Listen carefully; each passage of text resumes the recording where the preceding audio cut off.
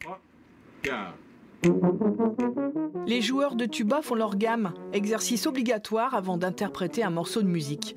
Pour sa 17e édition, Caluire et Cuivre réunit une cinquantaine de stagiaires venus de toute la France. L'association musicale tente de devenir la référence pour la pratique de ces instruments à vent. Tuba, le trombone, ce sont des instruments qui sont assez rares, hein. En tout cas qu'on trouve moins, contrairement au piano, à la guitare, qui sont des instruments qui sont très en vogue.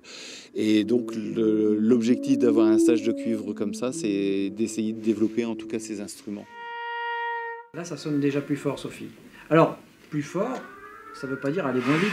Toute la journée, les différents professeurs organisent des masterclass. Ce stage s'adresse à des élèves qui ont au moins 3 ans de pratique.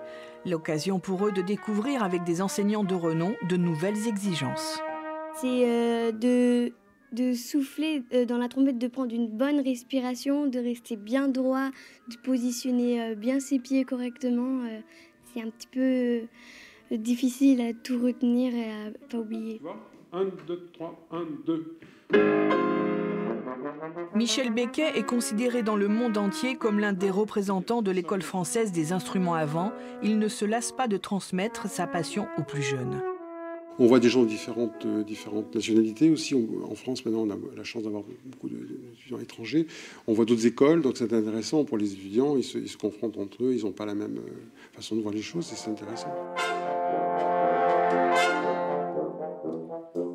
Les musiciens préparent aussi leur concert de fin de stage. Pour ces élèves studieux, c'est une véritable performance artistique.